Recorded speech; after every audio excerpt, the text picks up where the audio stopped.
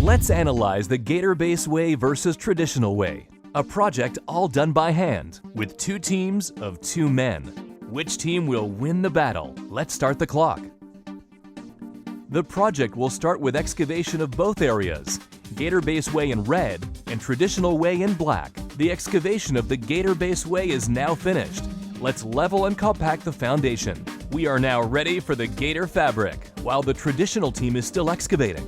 The Gator Base team is laying the 3/4 inch of bedding sand. The Gator Base team are laying the Gator Base, and the traditional team are starting on the Gator fabric. The Gator Base team are laying the pavers, and the traditional team are spreading and compacting the first layer of crushed stone.